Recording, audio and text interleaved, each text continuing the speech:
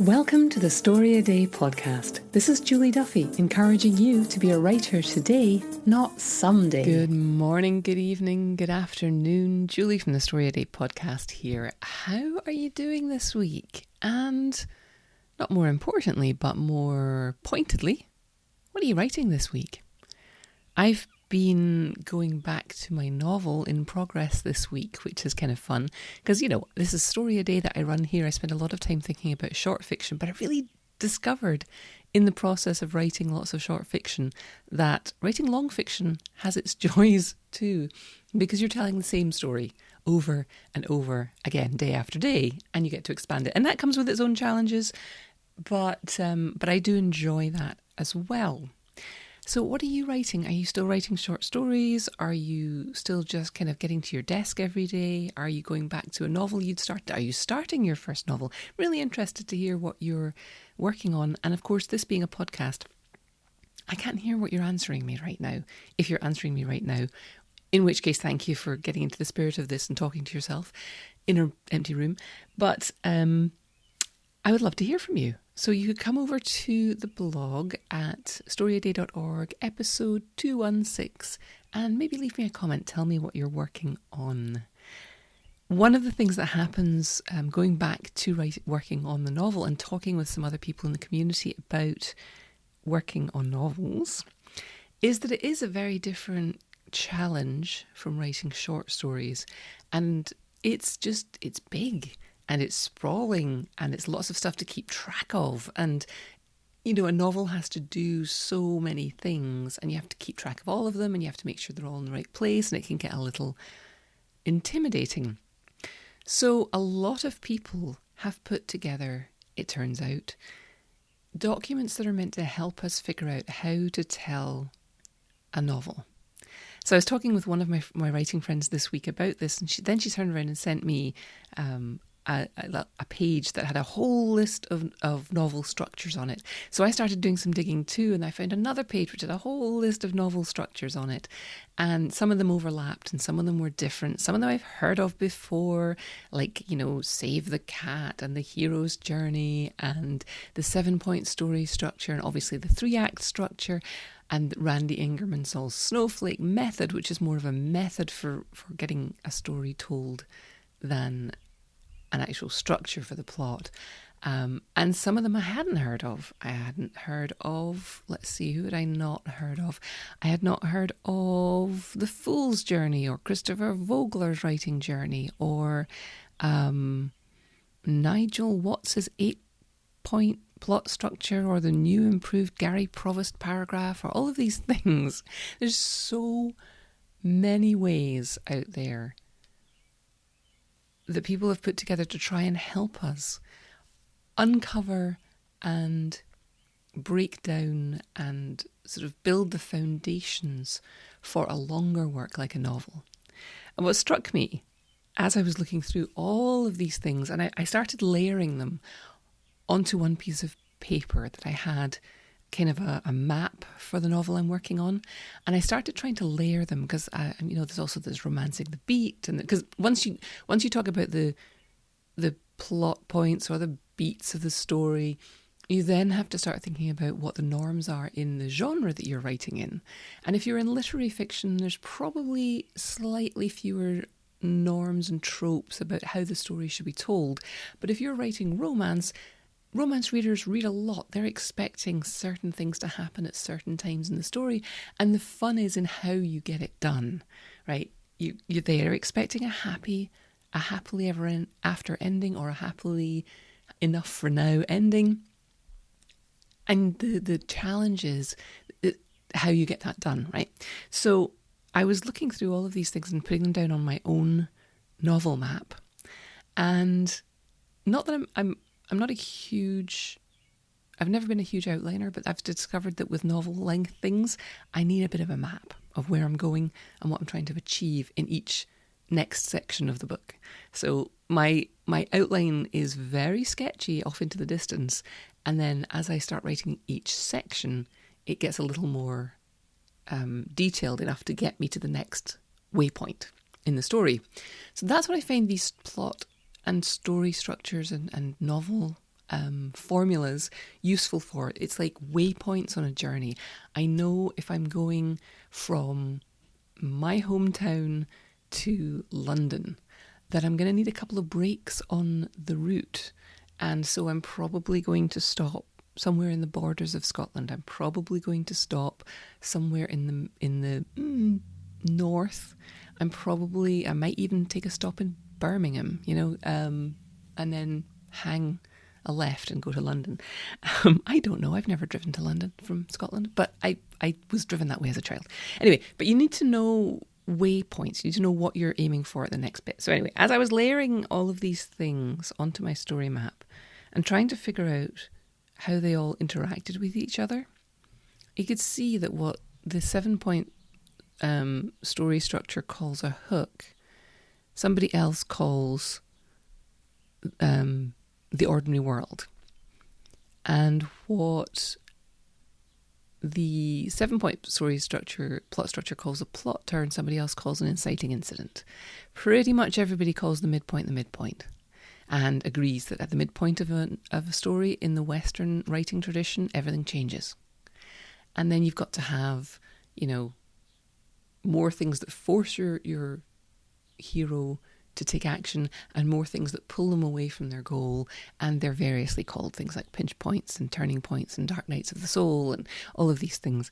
And as I started layering them on top, I could see how they all work together. And it just all started to make a bit more sense. And then layering over the genre tropes and the genre expectations of story beats onto the basic novel plan also served to get me less confused. Because here's my point, and I did have one. When you start writing and it's just all sort of, I'm just going to figure it out for myself, and it's fun and you're just figuring it, and you can absolutely keep doing that, and that's fine. But when you get stuck and you start looking for the answer, you start looking for the way to write something, you're going to come across all of these pieces of advice, all of these worksheets, all of these formulas that people have created for themselves to keep themselves on track, and that have sometimes gained mythological status, like the hero's journey. Everyone's like, oh, well, it's all about, even people who aren't fiction writers, people in business and copywriting, they're all throwing around terms like, the call to adventure and the meeting with the goddess. And I mean, this is so well known now that it feels like a rule you have to follow. So it seems then when you start learning about these plot structures, it seems that there is one way you should be doing it. And if you're not doing it that way, you're doing it wrong. My antidote to that, if you're interested, is once you start learning about these things, I think you have to plunge in and learn about a lot of them. Because if you just look at one or two, you'll think that you are somehow missing something, that you're somehow too stupid to understand, and that you can't quite see how to do an inciting incident, or you can't see how to increase rising action in your second act. And you'll start to think that you're missing something and that you're too stupid to do it, and that everyone else has the answer and you don't. And then you start looking deeper and you look at more and more and more of these tools, and you start to see what I saw, which is there is no one way. There are lots of things that people have struggled to put together for their own benefit and for the benefit of people around them that think maybe they might be able to use. So the more you investigate all of the knowledge and all of the worksheets and all of the tools out there, the more you'll see that everyone's just kind of figuring it out themselves. And you'll start to see the commonalities, and you'll be able to see the structure under the novel, and you won't need to use terminology that doesn't work for you. You can cobble together your own understanding of story from the multitude of plot formulas, story structures, whatever you want to call them. So no knowledge at all is kind of a wonderful thing. Ignorance is bliss. You're out there discovering how you're going to write novels or stories or poetry or whatever. And that's great. And then there's a little bit of knowledge, which becomes intimidating. And then there's just immersing yourself in a thing, learning as much as you can, and then going, all right, I just have to start. And then you start writing. And then you have a bunch of tools you can turn to, and a sense that they are tools that are there to help you when you get stuck. That's what I was thinking about this week. I've also been reading some poetry. I've been reading some Billy Collins, which I love because of the sense of humour in there. The first story in the collection that I have is called, what was it? It's called something like, and this is another reason I won't have a gun in the house. And then the first line is, my neighbour's dog will not stop barking. Which is just, I think that's funny. So that kind of sense of humour is not what I was raised to think poetry was supposed to do. I was supposed to be very earnest. And just this sense of humour in the poetry was great. And the thing is, reading it sparked a whole bunch of ideas. I don't know enough about poetry to be able to write it, but I do know about flash fiction and I do know about short stories. And so reading this poetry was like, oh, it was sparking ideas for stories. Like, oh, that little idea that you had that you're not quite sure what to do with, that could be a flash fiction story. Or if you're a poet, that could be a poem. So I was reading poetry and I was thinking, oh, I should really learn more about poetry and I should master that. And then I was, thinking, well, maybe I should write short stories and master that. And then I've got the pull of my novel coming at me. And then I started reading about Amazon's new service called Vella, which you may have heard of. It's their attempt to get into the space that Wattpad owns, which is serialized storytelling by self-publishing authors.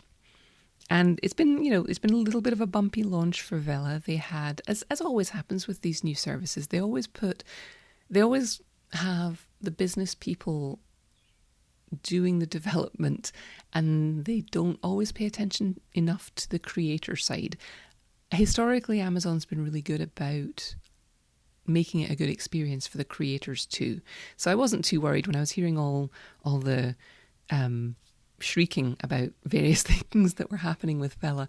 And of course, Amazon has backtracked on some of the stupid things they did. Anyway, I could do a whole deep dive into Vella if you're interested.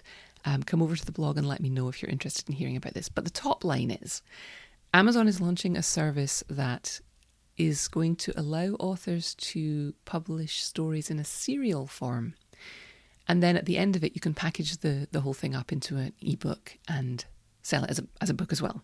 That was where some of the controversy was coming in because Amazon was making stupid decisions about that. But from your perspective, the interesting thing is that there's going to be another platform where you could serialize a story, which means that you're going to master the art of telling a story and having a hook at the end of every episode, I guess, which is great because we need, if you want people to be reading your books, you kind of want to have a hook at the end of your chapter to keep them turning the page, right? So especially if you're writing in genre fiction, that tends to be quite important.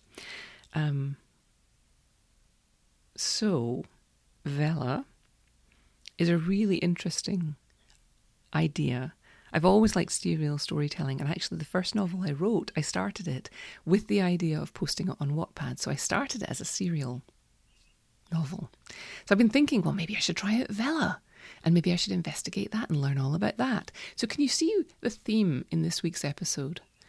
I'm torn between knowing that learning all about something and plunging into it and developing mastery, plunging into story formula and really getting to grips with all of the stuff that's out there. And then that makes life better. And then the other part of me, which is oh, but I like this and I like that. And oh, poetry and oh, Vella and oh, serials. And I want to try that and I want to try this. But what I've learned with painful experience is that by following all those shiny butterflies and squirrels, I don't think squirrels shine, but you know what I mean. By following all of those interests, I'm not getting anywhere in any of them. So I'm planning ahead. And I'm dividing my year into seasons. And right now, I'm working on stuff for Story a Day, and I'm working on my novel, And I'm not writing much in the way of short fiction because I'm focused on getting to the end of this draft of my novel. And I'm really, really tempted to investigate Vella. And I'm kind of justifying it to myself, saying, well, you've got that novel you need to revise. Maybe you could publish it as serial installments and then that would help you with the revisions. So I haven't quite decided. It's one of the reasons I'm talking about it on this podcast, kind of just to hear from myself how it sounds. And then my question to you is, how do you make these decisions? Do you have people that you talk to about this? Do you have writing friends that you can just sit down and thrash this out with? Like, I want to work on this, but I'm distracted by that. What should I do? And, sometimes just the act of talking it through can make you hear what you really want. So how do you plan? How do you decide what you're working on? Do you allow yourself to just flit hither and yon and write whatever you feel like? And does that work for you? Or are you feeling the need sometimes to knuckle down and finish something? That's something that I found. I was bringing knitting analogies into this because I'm the same way with knitting. It's always wanting to start a new project and shiny, there's this new project and that new project. And in the knitting world, it's called startitis. You just want to start new things all the time. But for me, I get to a point where the weight of the unfinished projects gets too heavy and I have to be strict with myself and say, no, you need to finish something before you're allowed to pick up the next thing. Or you need to finish these projects before you're allowed to start anything else new. And I'm kind of there with my writing at the moment as well. Do you get that? And how do you deal with it? I'm really interested to hear. So if you could come over to storyaday.org, episode 216, and leave some comments for me. Do you love to plunge into a thing and kind of work towards mastery on it? Or are you much happier when you're just writing whatever you feel? And has that changed over time? You might be in a season where that's fine and just writing whatever comes to you feels right. Or you might be in a season where you're feeling pulled to really get your teeth into something. So, questions for you to answer if you come over to the blog and answer it. How do you work? What are you working on? Do you, how's your writing changed over time? Do you love to get your teeth into something? Do you feel like you can't start something else until you've finished something? Let's get a discussion going there about how people work, and then let's see if we can get you some whatever help you need in figuring out what you can do to make the rest of this year super fulfilling.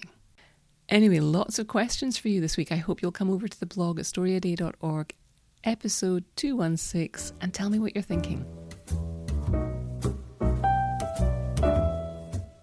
If you want to learn to write, don't read another book or article. Start writing. I'm here to invite you to consider the Story A Day 3-Day Challenge. It's a challenge and a workshop that gets people writing and completing stories in just 3 days. And it works. I'm fanatical about getting more and more diverse stories into the world, and I think yours should be among them. If you're feeling the pull to write or level up your storytelling, let me hold your hand through 3 days of short story writing. Check out the 3-Day Challenge at storyaday.org/3DC.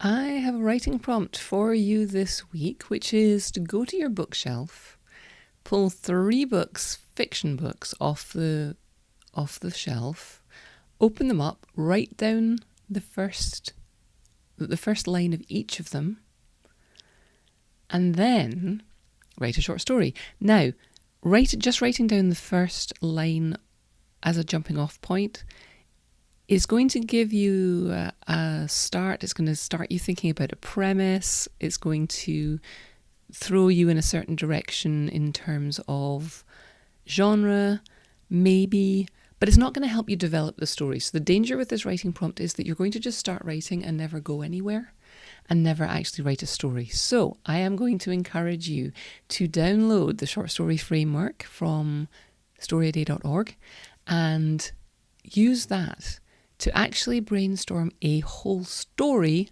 from this opening line. So the opening line will probably suggest a character. You can decide what kind of character it is, and then start thinking about what they want, what the obstacles are, what decisions they might make and what action might flow from that. Or you may find that you're just able to write and you come up with a complete story. But what I want you to do with all of my prompts is get to the end. Get to the end of a story somehow, put some kind of ending on it. Before you finish, this is an exercise designed to be done in one sitting. Just a short little thing to remind you that yes, you can come up with an idea, write a story, get through the middle and end it. Use the short story framework if that helps, and keep writing. Thanks for listening. Why not come over to the blog at storyaday.org and check out this week's writing prompts and articles. And in the meantime, have a great creative week and of course, keep writing.